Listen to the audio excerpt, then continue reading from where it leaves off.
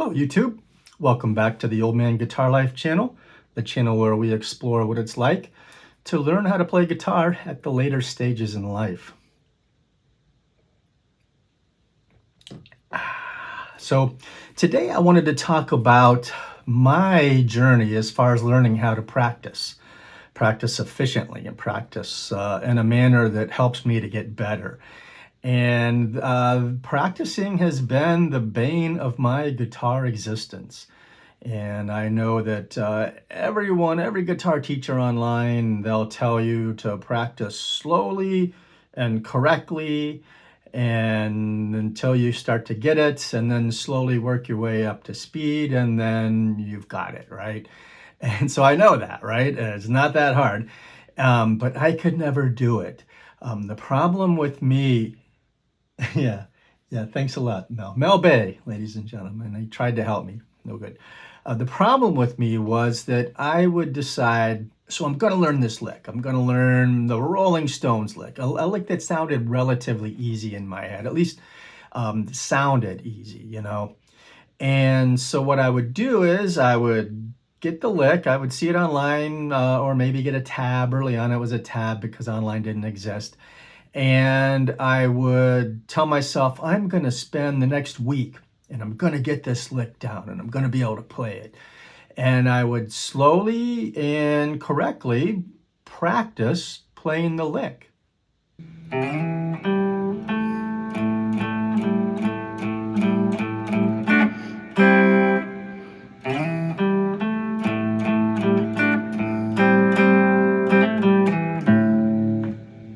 But the problem was I would do that and I don't even know how long I would spend. And that's a question that I've always had. Like, what is the point of diminishing returns? Like, how long should you sit and slowly and correctly practice a lick before putting it down and walking away?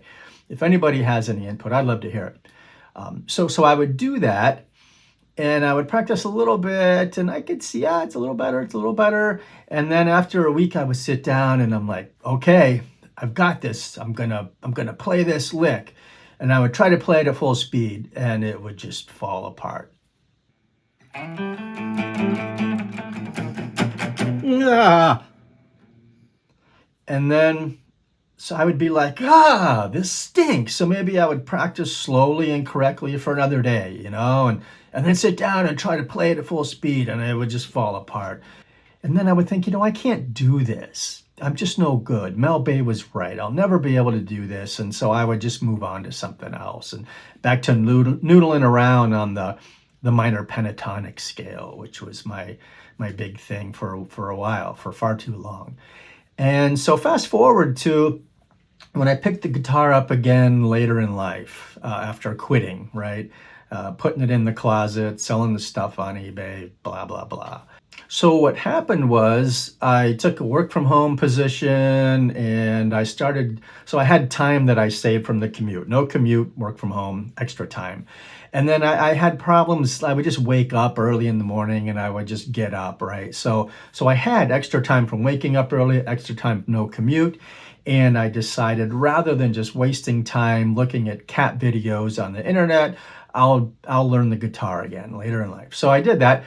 And what I started to do was, because I'm older now and I've got tendonitis and golfer's elbow and everything's creaky, I knew that I had to slowly warm up a little bit in the morning before sitting down and trying to rip through the pentatonics.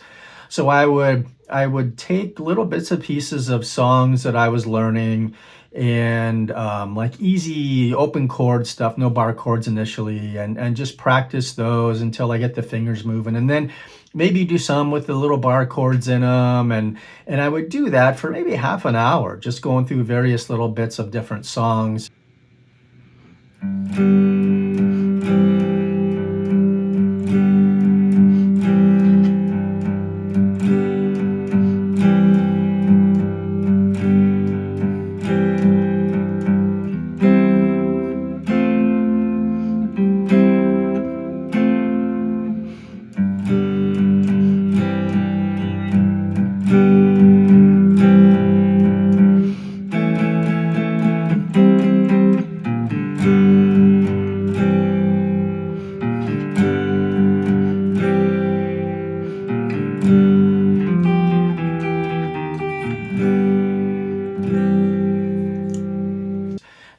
I felt pretty good. I would feel loose and pretty good.